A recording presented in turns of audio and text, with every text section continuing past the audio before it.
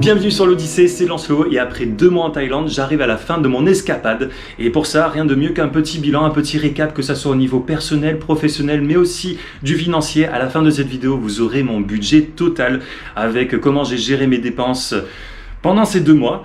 Mais aussi, dans cette vidéo, vous allez m'accompagner de Chiang Mai à Bangkok, donc à l'aéroport, en train. Et je vais vous montrer tout ce cheminement-là et toutes les dépenses que je fais jusqu'à là.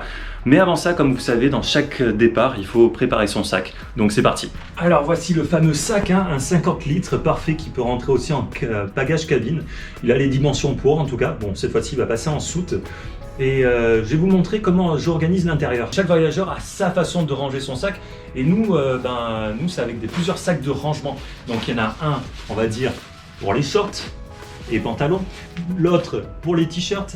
Et un qui fait pour ranger les choses un petit peu plus grandes, les vestes ou on va dire les jeans.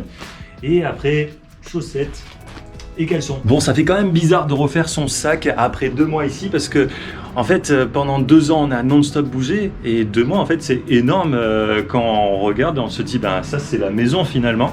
Donc ça me fait un petit peu quelque chose. C'est un sentiment partagé entre, je quitte un peu le chez-moi que j'ai créé et en même temps, je repars à l'aventure.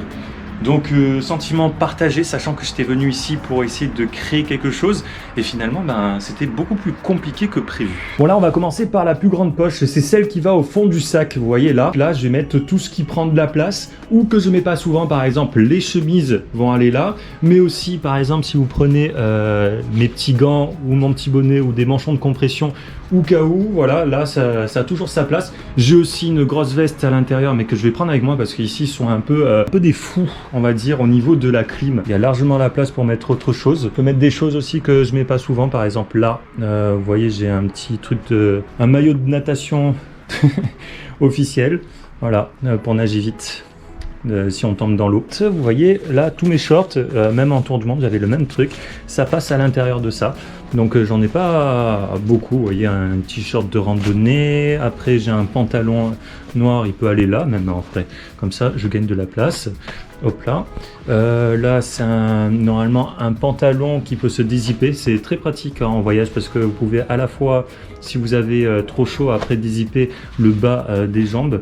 Et en fait ça passe de pantalon à short pour très peu d'espace en tout. Donc faut toujours en avoir un en tour du monde je pense. Voilà, vous voyez, bon il reste encore un short. Il reste encore un short qui sèche dehors, mais ça tient là-dedans. C'est facile. Et si vous vous demandez combien d'affaires on prend, donc combien de t-shirts, combien de shorts, en fait tout dépend de votre sac et du poids que vous pouvez porter.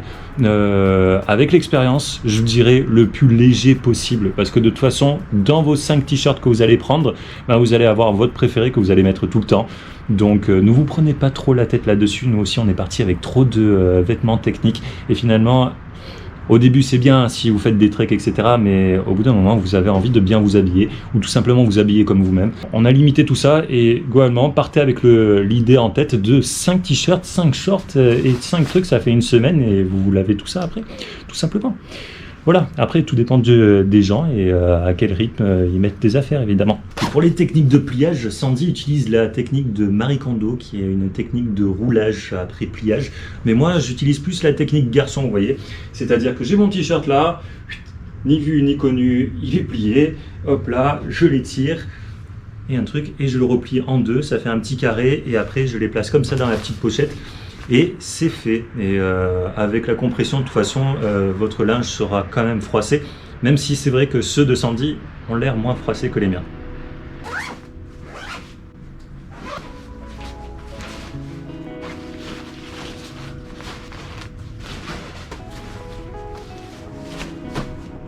Voilà, vous l'avez, l'idée générale de comment je range mon sac. Il y aura certainement d'autres choses qui vont se rajouter parce que j'ai pas fini de faire mon sac. Il y a les tongs qui vont là avec une autre paire de chaussures. Et après, on remballe le tout et on y va. Bon, ça y est, c'est l'heure de partir. Comme vous voyez, mes affaires sont prêtes. J'ai eu de la chance. J'ai fait un check-out à 15h. Je l'ai demandé parce que le train à 18h, je me sentais pas d'attendre depuis ce matin à la gare. Donc, c'est une bonne chose de faite.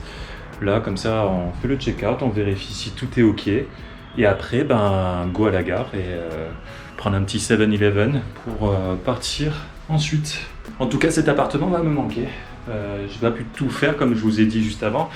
Tout simplement parce que c'était dur de se donner de la motivation tout seul et j'ai accompli la moitié des choses que je devais faire, que ce soit sur le plan personnel que professionnel. J'ai sorti toutes les vidéos YouTube, certes, mais par exemple sur le gros projet, j'ai pas du tout avancé.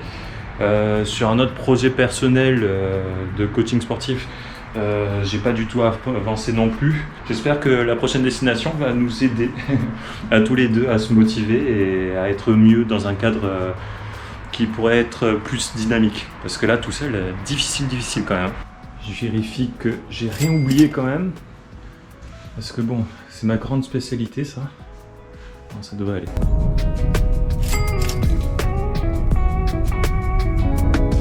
Bon voilà, ça y est, je suis arrivé à la gare, j'ai pris mes 3 nigiri au 7-Eleven et je vais juste vérifier si ma version numérique, parce que j'ai acheté en ligne, passe pour rentrer dans le train, parce que des fois il faut le vrai ticket, donc je vérifie quand même, voilà.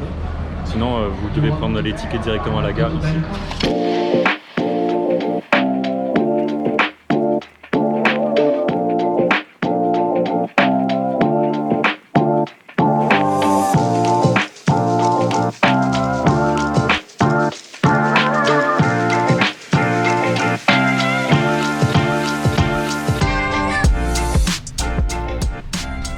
Donc voilà, bien installé dans le train déjà, on n'est pas encore prêt de partir, hein. Il part dans 1h30 mais au moins il fait froid ici, il y a de la clim. Et il faut savoir que quand vous prenez un train avec un lit, ceux du bas coûtent un petit peu plus cher, c'est normal parce qu'il y a beaucoup plus de place et en plus vous avez une vue derrière, donc ça c'est cool.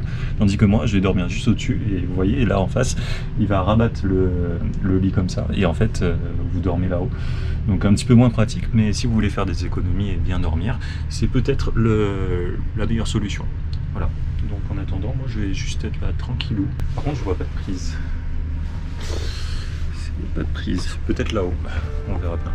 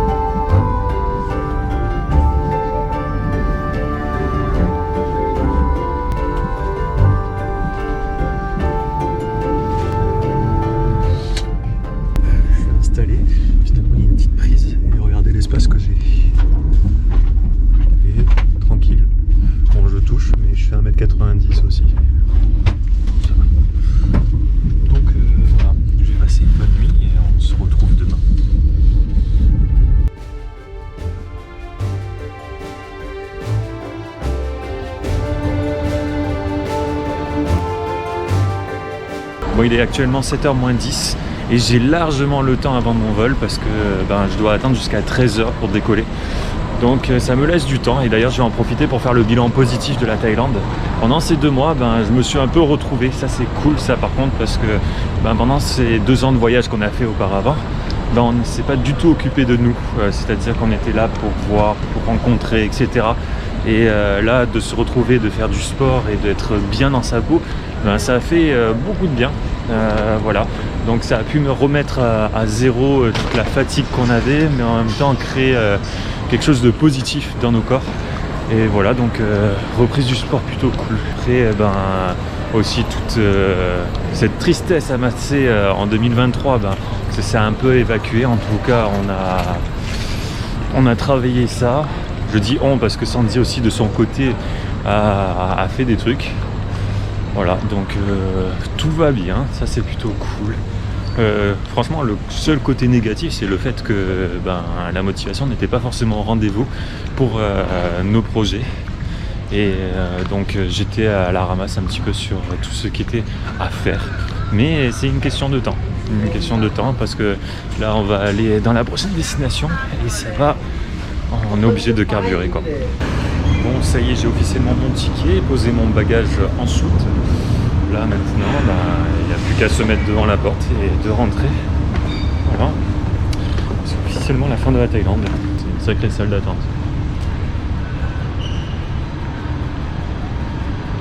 Bon voilà, on va terminer cette vidéo bilan sur un point plutôt mitigé parce que sur le plan personnel, il y a eu beaucoup d'améliorations, il y a eu beaucoup de positifs, j'ai pris du temps pour moi et ça m'a fait drôlement du bien, beaucoup de repos aussi et ça c'est cool.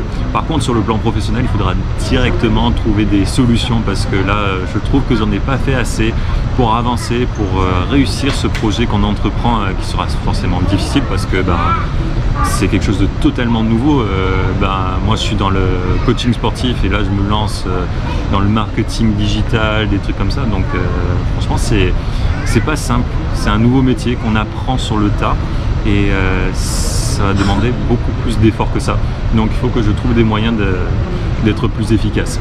En tout cas, pour le bilan financier de la Thaïlande sur les 2 mois, j'ai une moyenne quotidienne là sur mon application TravelSpan de 687 bahts par jour, ce qui fait un total de 40 000 bahts 541. Voilà, il faut arrondir un petit peu plus parce que certainement avec le cours qui change et aussi le fait que j'ai certainement oublié 2-3 trucs, voilà ce qu'il faut retenir. Donc pas beaucoup, mais après j'ai pas fait beaucoup d'activités, je suis beaucoup resté chez moi, donc voilà. Et je pense que si ça aurait été à refaire, je pense que j'aurais pris un logement proche du centre avec les restaurants, ça aurait été peut-être moins cher au niveau que les commandes que j'ai faites sur Grab et j'aurais pu faire plus d'activités et rencontrer beaucoup plus de personnes, des voyageurs. Ça aurait été plus cool.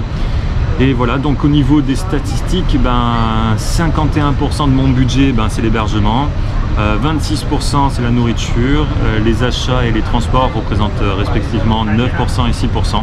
Et voilà, et après le reste c'est les frais de retrait, 5% et autres 4%. Donc voilà, c'est à peu près mon bilan.